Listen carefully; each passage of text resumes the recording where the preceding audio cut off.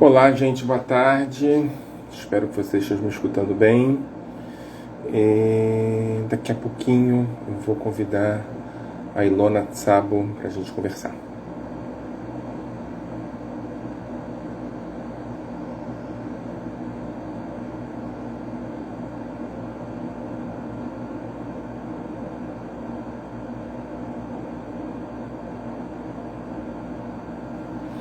Sejam bem-vindos por enquanto. Estão me escutando bem?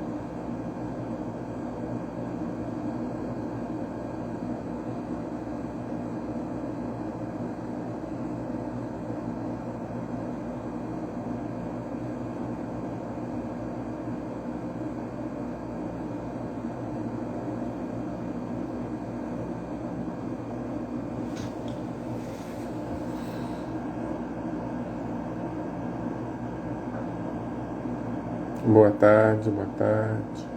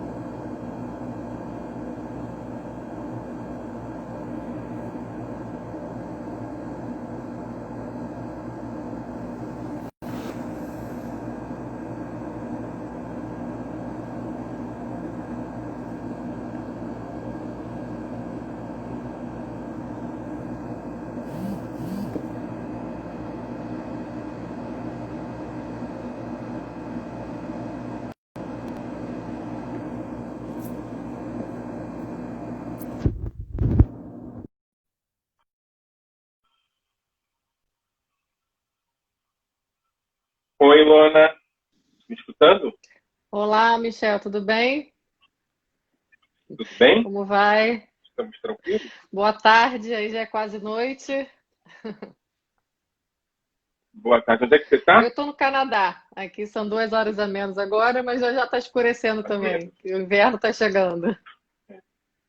Essa época, novembro, já é a época em que a escuridão chega mais cedo. Pois é, Então vamos começar, Ilona? vamos lá.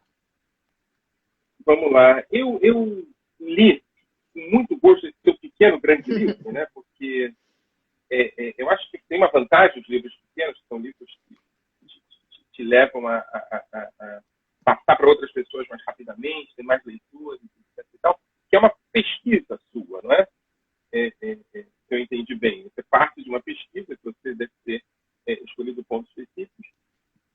chamou a atenção para a gente começar a conversa foi o título da pesquisa, não é?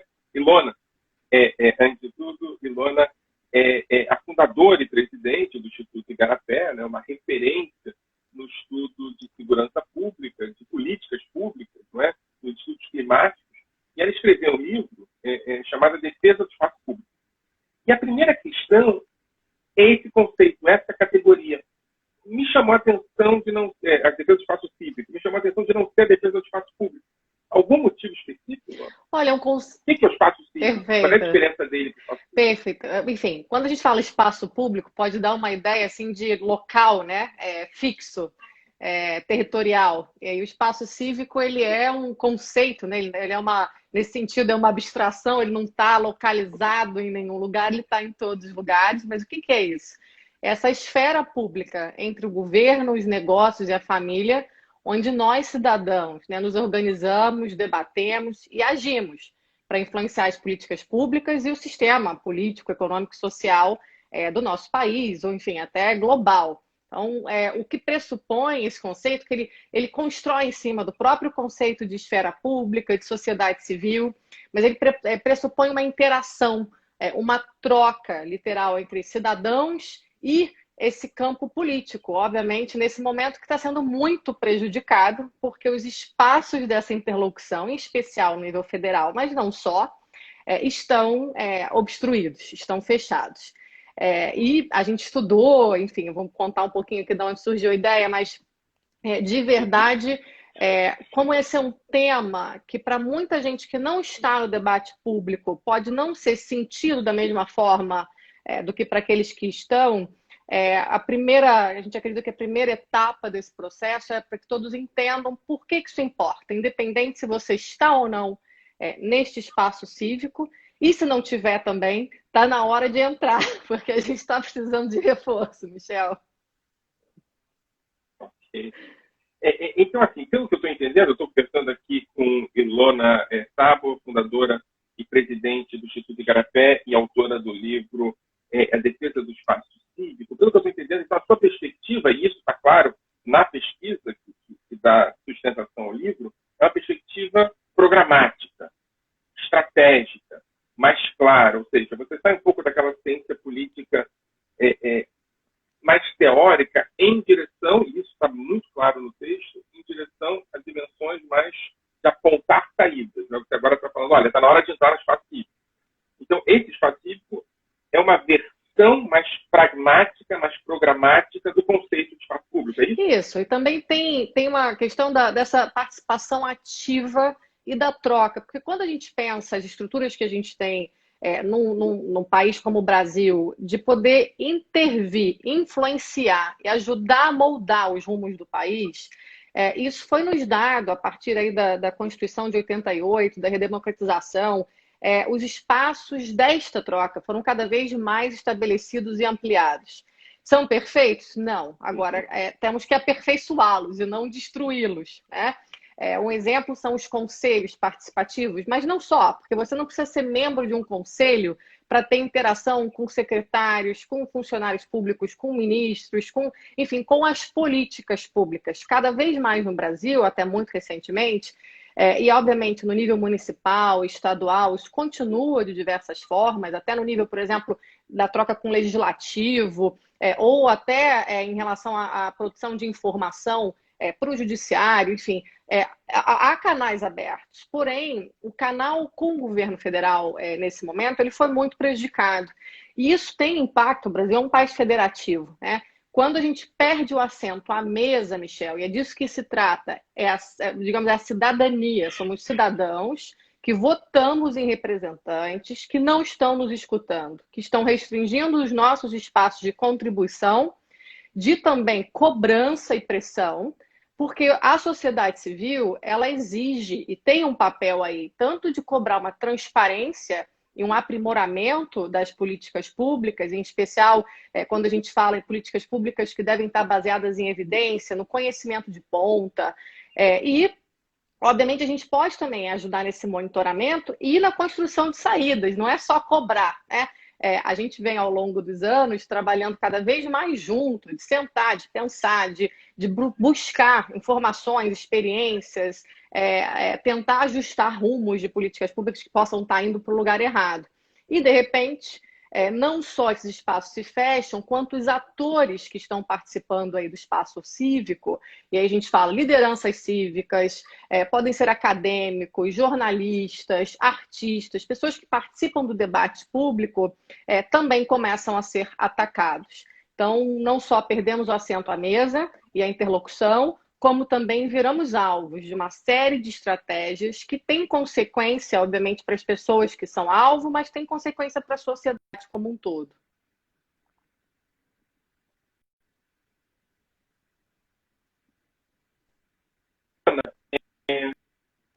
A gente vai falar sobre outros lugares também. O seu livro lida com uma tipologia importante dessas estratégias de diminuição do espaço público, né? E diminuição em consequências do espaço físico. Estou começando a usar o seu conceito de maneira que você propôs. Mas antes eu queria falar um pouco sobre tirar o lugar à mesa, né?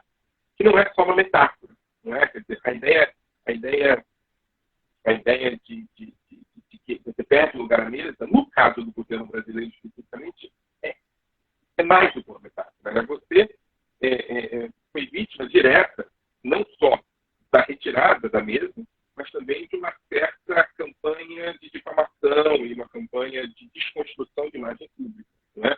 Mas não foi só você.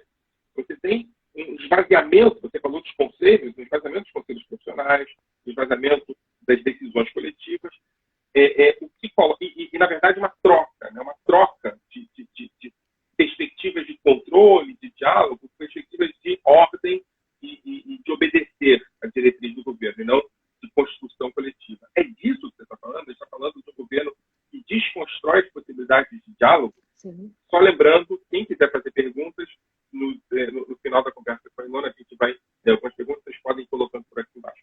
É disso que a gente está falando, Ilona? Perfeito. Estamos falando, sim, né, não só dessa perda de capacidade de influência, de troca e também de poder construir coletivamente.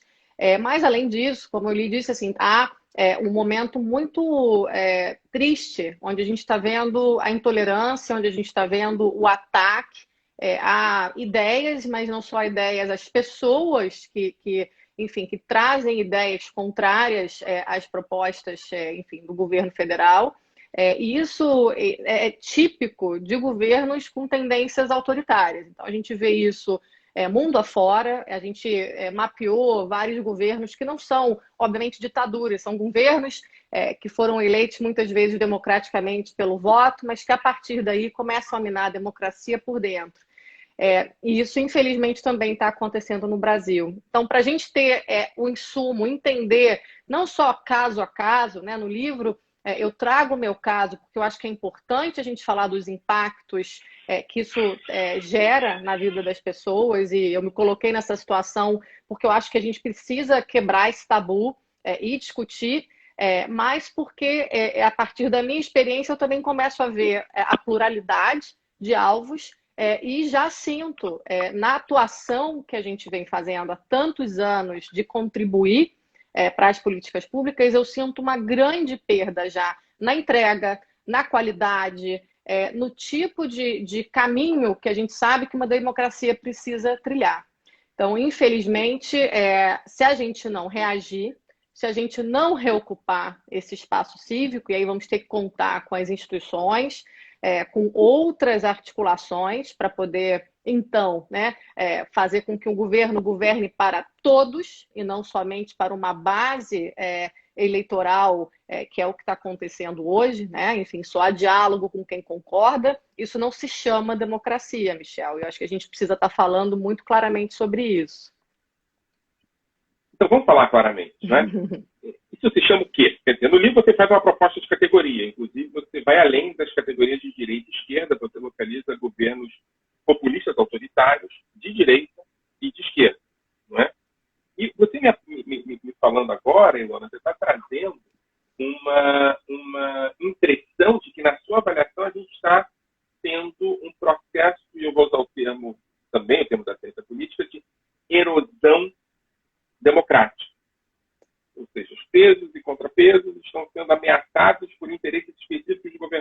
Sem dúvidas. Não é? A ideia do equilíbrio democrático está sendo ameaçada. Mas, por outro lado, Ilona, tem um discurso na mídia, tem um discurso de certos setores da opinião pública que dizem que o pior já passou. A gente teve uma fase de ameaças diretas à democracia, mas que o governo recuou e que agora o termo clássico é as instituições estão segurando o bicho. As instituições estão funcionando. Não há que se preocupar. Me parece, pelo que você acabou de falar, que você discorda. Eu discordo bastante disso e por alguns motivos, né? Porque se a gente olhar só pela, digamos assim, o ponto tradicional da ciência política, que é justamente separação de poderes, né? Esses freios e contrapesos, se a resposta do Congresso ou do Supremo, os ataques ao Congresso do Supremo pararam. Primeiro, acho que é importante dizer, pararam pelos motivos que, enfim, que bom que pararam, mas pararam porque houve uma grande ameaça, né?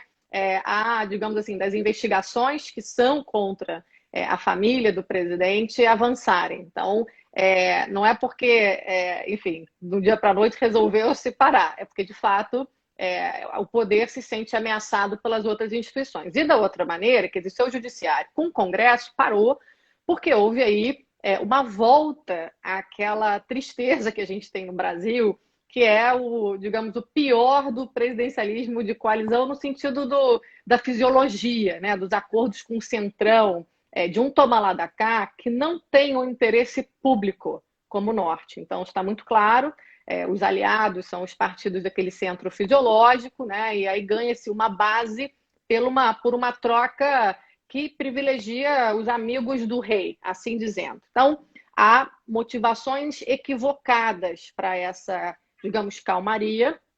E, além disso, há também uma intervenção e uma subversão de mandatos das instituições. Michel, quando a gente olha, seja a Fundação Palmares, que você tem uma pessoa que não acredita em racismo, liderando, né, uma agência que deveria estar sendo fundamental para o combate ao racismo no Brasil. Você tem o Ministério do Meio Ambiente, com um ministro que faz exatamente o contrário do que qualquer evidência sugere que deve ser feito para reduzir os impactos das mudanças climáticas. Você tem o Ministério de Relações Exteriores, que está nos colocando numa posição isolacionista, super perigosa mundo afora, direitos humanos, enfim, para nomear poucos. Tá?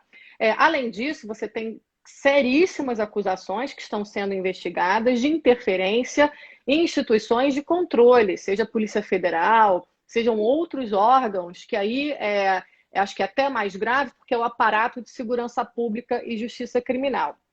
E, bom, digamos, tanto a subversão de mandatos, como esta falsa, digamos, sensação aí de calmaria entre poderes pelos motivos errados, como o uso do aparato de segurança pública e justiça criminal, eu vejo também que nas últimas semanas, quando a gente olha os atores do espaço cívico, isso cruzou uma linha. Então, mesmo olhando por e eu vou voltar nesse ponto, mesmo olhando por esse ângulo tradicional da ciência política, a gente vai mal.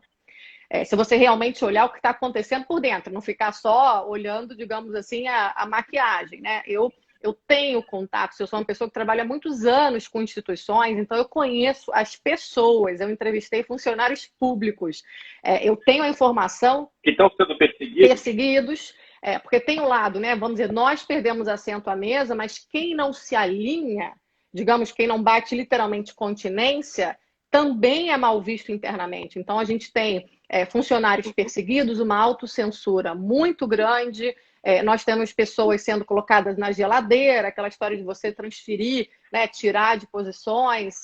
Então, e novamente, nada disso está sendo feito, porque é um programa de construção diferente, você discorda. Não é só que discorda, é porque não há um programa de destruição, não há um norte nas políticas públicas, a gente está destruindo capacidade, por exemplo, do Ministério da Educação, que vão ter gerações prejudicadas. Olha a resposta à Covid, olha o que está acontecendo com os indicadores de desigualdade no país, enfim, de desemprego. Então, o impacto para as pessoas da má condução programática, da não, digamos assim, nós perdemos todo o ponto de possível colaboração para que, de fato, as políticas públicas sejam eficientes. A gente não tem mais essa interlocução. Então, de um lado, temos isso. Do outro, e aí quando a gente olha por essa lente do espaço cívico, a situação é ainda pior, Michel. Por quê? Nós não temos instituições na nossa defesa. Então, digamos assim, obviamente os jornalistas têm a ABI, mas a ABI não tem poder, como tem o Judiciário ou o Congresso, de dizer pare de atacar os jornalistas, pare de perseguir a imprensa. E o que tem acontecido nos últimos tempos? A gente está vendo delegados indiciando influenciadores por projetos processos sem pé nem cabeça, usando instrumentos legais de forma ilegítima. A gente está vendo grupos de apoio do governo processando de forma orquestrada jornalistas e formadores de opinião críticos, pessoas que estão tendo que responder a processos em dezenas de cidades do Brasil. A gente está vendo promotores processando agência de fact-check aos fatos sendo processada por um promotor. Enfim, o que é isso? E não temos aparato de proteção para esses atores do espaço cívico. Então, quer dizer, há algo muito errado. Tudo bem, pararam de atacar o Congresso Judiciário, novamente, por motivos equivocados, que bom que pararam. Agora, precisamos, então, dessas instituições protegendo a sociedade, os atores do espaço cívico. Por quê? Não é só a perseguição digital. O que a gente vê, digamos, no mundo online é só a pontinha do iceberg do que de fato está acontecendo. E aí eu não só vivi muito mais do que isso, como também entrevistei muita gente para entender o que mais estava acontecendo. E bom, eu estou entrevistando aqui, estou conversando com a Ilona Szabo, né, autora do livro A Defesa do Espaço Cívico, e eu convido vocês, a gente vai começar daqui a pouco a ler perguntas. Uma coisa interessante nesses países, assim, se você compara, por exemplo, o Brasil com países que estão passando por processos parecidos, que inclusive são aliados internacionais, né, países, governos são aliados internacionais do governo brasileiro atual, me referindo aqui à Hungria, por exemplo, em algum sentido a Polônia, em algum sentido as Filipinas, que você cita, né, com Duterte, e o Trump, né? Eu não sei se eu estou sendo otimista, mas me parece que o Brasil está numa situação ainda melhor nesse processo de erosão democrática do que a Hungria, né, que já está expulsando intelectuais, né, expulsando universidades, Perfeito. do que a Polônia está começando a fazer leis que são leis efetivamente específicas a mulheres, por exemplo, do que as Filipinas, que tem uma tradição democrática menos elaborada, uma constituição como o Brasil tem, as Filipinas não têm, mas que está bem abaixo de uma tradição democrática como a tradição norte-americana, não é? Então, por exemplo, Itamaraty, no Brasil, que é uma entidade democrática que resistiu aos governos militares, à ditadura militar, hoje passa por um processo de isolamento, não é? Um processo de desconstrução. Você vê pessoas dentro dessas entidades, como Itamaraty, por exemplo, que tem uma agenda de isolamento. Você fala das entidades que constroem políticas opostas às suas definições originais. Itamaraty agora está construindo um país de isolamento. Exatamente. Né? Isso pelo próprio ministro. Mas você vê dentro dessas instituições funcionários sendo captados, cooptados, funcionários estrategicamente mudando a tradição local e passando a ser parte disso. Ou seja, a gente está chegando num ponto de governo autoritário que consegue cooptar funcionários para o seu autoritarismo. Estou me lembrando um pouco de um país também populista autoritário dos anos 30 na Europa Central. A gente está chegando nesse ponto? Há risco disso? Eu digo para você, assim, todos os, digamos assim, essas instituições que a gente citou aqui, né, em relação à subversão de mandatos, há um grupo que se alia, e muitos se aliam porque, digamos, querem ficar mais perto do poder, não querem perder, digamos ali, a possibilidade de estar também participando de alguma forma de cargos estratégicos, então, infelizmente, tem isso. Outros se aliam, eu diria assim, com cuidado da palavra, mas por omissão. E aí eu acho que é uma certa, vamos dizer, tem uma questão, você é um funcionário público, você é funcionário de carreira, você está servindo ao seu país, mas você não tem que ler qualquer instrução. Então você está lendo uma instrução Eu, por exemplo, eu já sonhei na minha vida em ser diplomata, achei que eu precisava ter mais voz do que diplomata, e eu fico imaginando se eu tivesse nessa situação, sentado na Comissão de Direitos Humanos lá em Genebra, lendo uma instrução contra todos os direitos das mulheres, contra, assim, a gente está se aliando à Arábia Saudita, né, ao Arábia Iêmen, ao Saudita. Irã, quer dizer, o que é isso? Novamente, eu vou ler essa instrução como diplomata? Sinto muito, não leria. E, obviamente, tem riscos, né? Você tem que seguir o seu governo. Então, acho que tem, sim, uma parte que está, obviamente, não todos pela questão do poder, alguns porque acham que, obviamente, estão ali, são funcionários públicos, têm que seguir as ordens. Agora, tem muita gente que eu sei, enfim, conheço muitos perseguidos, tomando antidepressivo para aguentar trabalhar num ambiente como esse, né? Pessoas pedindo licença, indo para postos mais distantes para não ter que lidar com as questões mais políticas. É terrível. E o impacto que isso vai ter, não só, digamos assim, o soft power, né, o poder do Brasil imagético, simbólico, está dilacerado. Eu posso falar isso porque estava recentemente vivendo em Nova York, eu transito pelos fóruns internacionais, tanto seja Nações Unidas, como Fórum Econômico Mundial, quer dizer, todo mundo pergunta o que está acontecendo com o Brasil, o que é isso, né? A questão ambiental e a questão de direitos humanos ali, ó, muito claramente, enfim, exposto.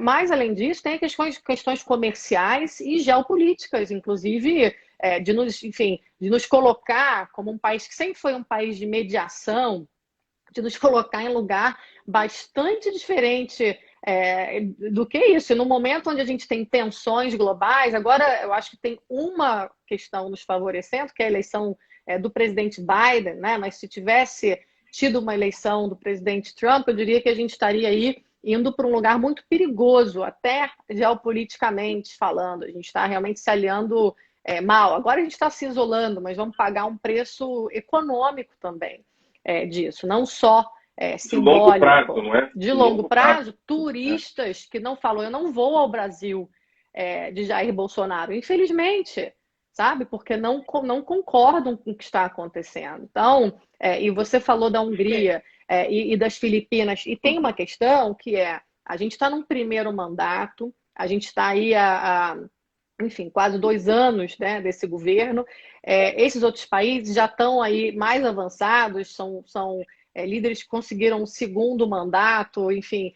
Isso é ainda mais preocupante, porque foi a partir do segundo mandato que as leis, porque o que aconteceu, inclusive, na Hungria, né? O que era ilegal, com as maiorias obtidas de forma também ilegítima no Congresso, virou lei, né? Você começa a passar leis e agora, enfim, inclusive na Polônia, você começa a passar leis que mudam, obviamente, inclusive a Constituição. Polônia é o segundo mandato, inclusive. Segundo mandato. Então, o que eu fiz bastante esforço é dizer, olha, nós temos algo acontecendo, há uma gradação nessas lideranças populistas e autoritárias, e quanto mais elas avançam, né, num segundo mandato, quer dizer, quando conseguem, é ali que se implementa as piores questões legais, onde a democracia de verdade aí corre um risco ainda maior, porque o que era ilegal passa a ser, por maiorias ilegítimas conquistadas, legal. Quer dizer, legal num novo ambiente, né? Como, por exemplo, a Hungria chama-se ela mesma de democracia iliberal, né? Quer dizer, iliberal, quer dizer, uma democracia onde os direitos humanos, as liberdades não fazem mais parte, não são tão centrais. E a gente tem uma Constituição de 88, que é uma Constituição, enfim, liberal não no sentido econômico, né, porque esse termo gera uma confusão, mas no sentido de direitos, de inclusão, né, de participação, de liberdade, de garantias, justamente de exercer a cidadania. E a gente vem vendo essa restrição, né? Primeiro num ambiente de desumanizar, enfim, de tentar desumanizar, difamar, destruir pessoas que pensam diferente publicamente, mas isso avança, né, para, digamos, impactos na vida pessoal, ameaças, intimidações, etc. Essa perda de qualidade nas políticas públicas que a gente falou, Michel, mas a gente começa a ver também uma fuga de cérebros muito grande no Brasil.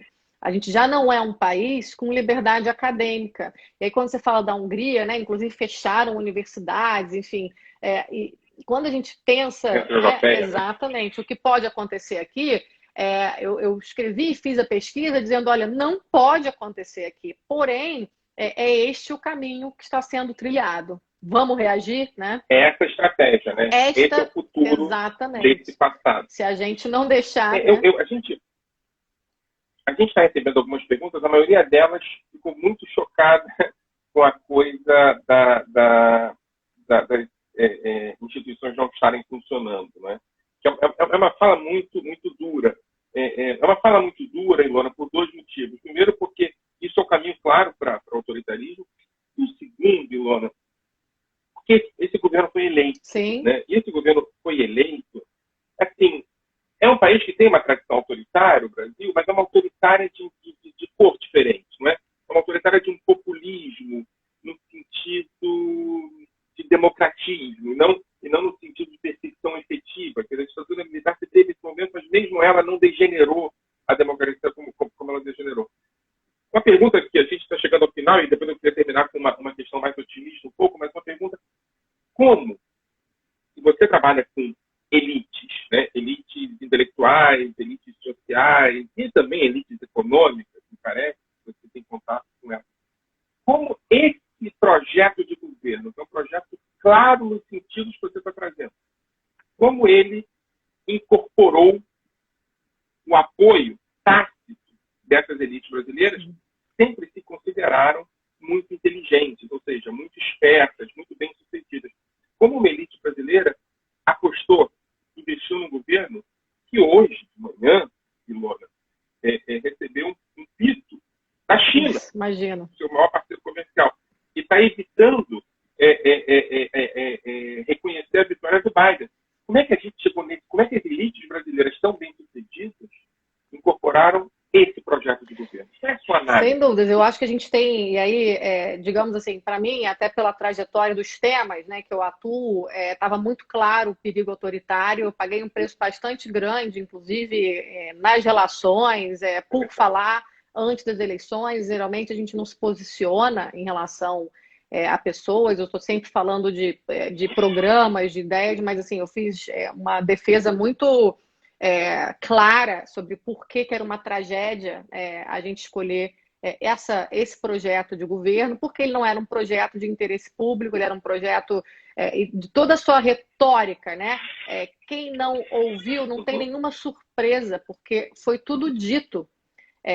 Toda a campanha foi em cima do que está sendo feito. Então, novamente, acho que a única que eu acho que a elite ali acreditou, né, é que alguém sem nenhuma tradição, e aí eu vou dizer a elite financeira, porque eu acho que a elite, digamos, cultural não embarcou nesse projeto. A elite financeira embarcou porque quis acreditar, né, que um deputado que nunca na vida foi liberal, sempre foi uma pessoa corporativista, de muito pouca projeção e que tinha claramente na sua retórica questões e traços autoritários, que ele, digamos assim, daria carta branca para o ministro das Finanças, como Paulo Guedes, atuar.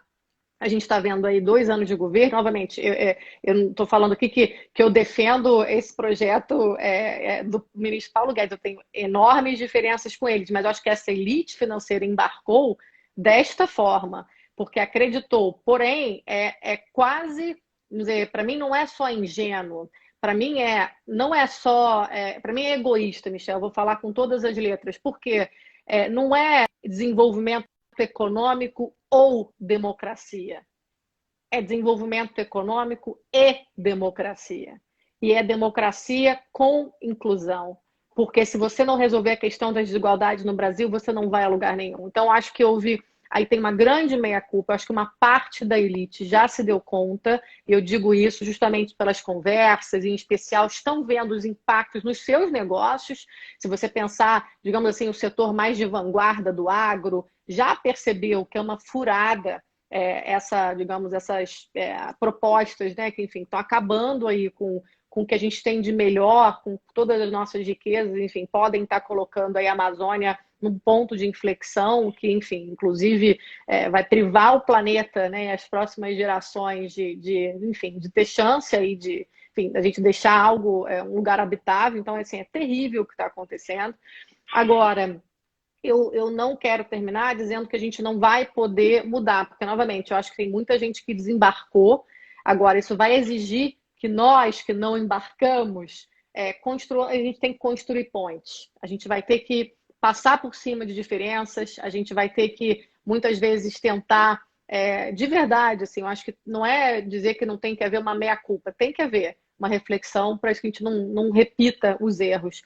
Mas nós vamos precisar, inclusive, de muitas pessoas que votaram nesse projeto para que a gente consiga derrotá-lo em 2022. Eu digo derrotá-lo porque não há interesse público nesse projeto, não há um governo para todos, não há um cumprimento das garantias e dos direitos constitucionais, não há base em conhecimento na ciência, não tem como ser, enfim, um país que vai dar certo dessa forma, né? Eu tenho que dizer o seguinte, Ilona, você foi uma das primeiras pessoas, a gente teve uma conversa em abril de 2018, que você apontou para a ameaça autoritária, no momento em que as pessoas não estavam acreditando na ameaça autoritária. Então, eu tenho clareza que você foi uma das primeiras pessoas a dizer isso publicamente no momento. Para terminar, num tom um pouco mais otimista, você avalia que a vitória nos Estados Unidos e as últimas vitórias anti-bolsonaristas, não é, dentro do campo democrático, seja de direita ou de esquerda, nas eleições municipais, apontam para uma direção de inviabilidade desse projeto autoritário no Brasil? Olha, eu não diria inviabilidade, né? Eu acho que a gente ganhou uma chance de construção, mas a maneira com que as eleições são no Brasil, enfim, tanto a máquina pública conta muito, como um segundo turno, né? Se for muito polarizado e com grande abstenção, enfim, como foi nas últimas eleições, eu acho que ainda há risco. O que eu acho é que a gente tem um tempo, eu acho que um momento internacional propício para o que eu estava dizendo das coalizões entre diferentes. Agora, eu vejo essa propensão ao diálogo na sociedade, eu vejo uma construção de pontes, Michel, só que eu não estou vendo ela refletida ainda na política, por exemplo, onde possa unir projetos de centro e de centro-esquerda. E eu acredito que isso deveria acontecer. Porque se a gente tiver projetos muito separados, a chance, né, de chegar num segundo turno, e aí o risco é muito grande da gente, enfim, deixar, enfim, digamos, uma reeleição de verdade rifar a nossa jovem democracia. Então, eu chamo, né, assim, no livro eu conclamo nossa cidadania tanto para fazer uma análise sobre que tipo de liderança a gente quer. Então, eu trago as questões de lideranças responsáveis, discuto a questão das lideranças carismáticas e esse tipo de perigo. E da ação cívica, porque há muita coisa que cidadãos podem fazer, desde se comportar mais responsavelmente na esfera digital, até, de fato, dar um passo além e se engajar em construção de políticas públicas e de, enfim, projetos cívicos de diversas categorias. Eu falo bastante sobre isso. E na pesquisa também que a gente traz pelo Instituto Igarapé, porque o livro tem uma pesquisa por trás que está publicada, chama A Ágora sob Ataque. Está na página do Instituto Igarapé, onde a tipologia que eu trago, só alguma pincelada no livro, está completa na pesquisa. Ali, olha só. exato, e ali está com as táticas, enfim, ela está toda desenhadinha. E traz mais insumo para a gente poder fazer esse monitoramento. Eu acho que esse alerta, o que eu peço é que a gente não perca tempo na construção das coalizões e que a gente passe por cima de diferenças que não são diferenças de princípios. Deixa eu fazer uma pergunta pessoal, Sim, Ilona. Claro. No final do livro, quer dizer, você trabalha com a dimensão quase weberiana das lideranças carismáticas, o risco delas, etc. e tal. E eu fico com a impressão que você se vê como protagonista desse processo. Foi só impressão, uma das protagonistas, claro. Foi só impressão ou tem uma direção de se afirmar como alguém que pode fazer essas mediações, pelo menos? Olha, eu na minha atuação, eu venho fazendo mediações em relação à construção de políticas públicas, faz parte, digamos assim, do meu mandato institucional, né? O Instituto Igarapé, Michel, ele é um instituto que a nossa teoria de mudança, é importante dizer, desde quando a gente nasceu, é ajudar a formar e influenciar a opinião de formadores de opinião e tomadores de decisão.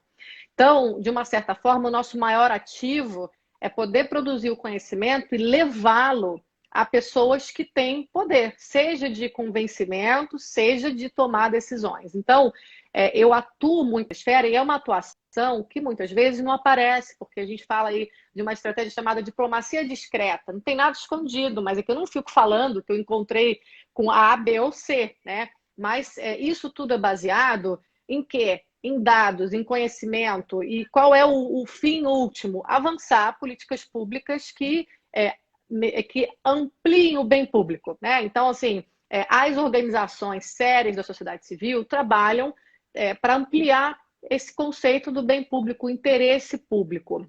Então, nesse sentido, sim, a gente está fazendo essa mediação, inclusive nesse tema. E eu acho que a gente tem que cada vez mais fazer. E eu tenho muitos pares protagonistas nisso. Quer dizer, eu converso com muita gente também nesse momento que está muito preocupada e também está atuando dentro das suas próprias esferas e valores agregados, né? Assim, onde cada um mais pode estar fazendo. Para isso. E eu achei que eu estava num momento já que a minha vida tinha sofrido um impacto muito grande. Eu estou fora do país, enfim, teve um impacto, inclusive, digamos assim, na minha família, de perguntar de fato se a gente tem condições de eu trabalhar e me pronunciar publicamente sobre esses assuntos, ter segurança, né? Eu tenho uma filha pequena, então a gente optou para estar fora no momento.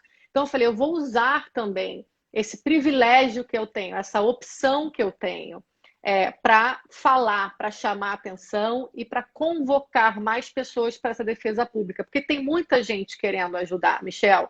E aí, nesse sentido, eu me sinto, sim, assim, uma das pessoas que pode ajudar a construir coalizões que não vão deixar erros se repetirem em 2022. E, novamente, não é aqui sobre gostar ou não gostar de uma pessoa ou de um projeto, é sobre né, a consistência dele, é sobre o futuro de um país que eu quero ver, enfim, que exerça todo o seu potencial e que deixe, de fato, né, as próximas gerações terem a chance de ter um futuro. Assim, acho que trata-se de algo muito mais sério, em especial quando a gente pensa em desigualdades, na questão climática e em direitos humanos, né, no sentido de você ter uma sociedade inclusiva e para todos. Eu acho que é disso que se trata. E eu sempre tive que lidar, eu acho que é importante dizer, não na minha atuação, eu sempre conversei com pessoas que eu discordava quase que 100%. Você sempre acha um pontinho ou outro, nem que seja uma música que você gosta em comum. Até com o presidente Bolsonaro, eu gosto de música, eu gosto de evidências, ele gosta também. Eu falei, bom, temos aí algo em comum. No meu karaokê eu canto evidências. Então, eu sempre busquei conectar, mesmo que fosse do lado humano, com as pessoas que eu estivesse conversando, que tivesse esse ponto de vista tão antagônico. E, de repente, esse potencial nos foi subtraído, Michel. A gente perdeu a possibilidade de diálogo, a gente está vivendo num momento de uma intolerância e de ameaças. Assim, eu tenho acompanhado algumas das pessoas que estão sofrendo processos ilegítimos, como a gente comentou aqui, acaba com a pessoa, acaba com o emocional, acaba com a vida, sabe, dela. Então, assim, não é só... a gente tem que entender que é muito cruel essa estratégia de difamação, de desumanização e de destruição, né? Que tem um projeto de destruição de pessoas. E é algo impensável numa democracia. Eu nunca imaginei. E eu acho que nos pegou de uma certa forma. E, Michel, acho que tem uma coisa que fala assim, eu sabia, né? Eu escrevi uma coluna nas vésperas das eleições, chamada Feliz 2023, onde eu falei, como se eu estivesse em 2023, a gente vencendo esse processo, mas eu falei dos impactos terríveis para a educação, para a segurança e para o meio ambiente. Nem eu, antevendo tudo isso, poderia imaginar que ia ser tão rápido e tão agressivo contra pessoas que têm opiniões diferentes. E aí, como a gente disse, assim, para quem está chegando agora, né, as categorias das lideranças cívicas, dos jornalistas, dos acadêmicos, dos cientistas, dos artistas, e essas categorias, né, não só quem se posiciona é muito atacado e tem uma série de repercussões na vida digital e na vida pessoal, e que isso, né, tem inibido as trocas que garantiam transparência, garantiam responsabilidade na execução de políticas públicas. Então, acho que isso é muito importante estar colocado. Impacta a todos, né? E está expulsando muita gente do Brasil, o que é mais triste ainda, porque a gente precisa dessas cabeças para a construção, né? Alguém escreveu aqui, salve Lona. Deixa eu ver. Eu o faço Rafa. essas minhas palavras. O Rafa é fantástico, tem, enfim, além de ser rapper, tem um projeto social em Esteio, Rio Grande do Sul. O Rafa é parceiraço. Parabéns, Rafa, por todo sucesso aí. Tô vendo você brilhar. Mas eu faço minhas as palavras do Rafa de Esteio. Então, salve Lona. Foi muito legal conversar com você. Lona, espero que a gente continue conversando. E força para todos nós. Isso aí, vamos juntar um abraço forças. aí no Canadá e eu espero o momento em que você possa voltar aqui para fazer as políticas públicas acontecerem aqui no Brasil. Maravilhoso, também estamos aí dispostos. Enquanto isso, a gente vai se falando e unindo acho que os cidadãos nessa esfera pública, nesse espaço cívico. Michel, obrigada a você, Adriana, por essa oportunidade também, a Casa do Saber. Um prazer falar com vocês. Um abraço. Até logo. Tchau, Tchau, tchau.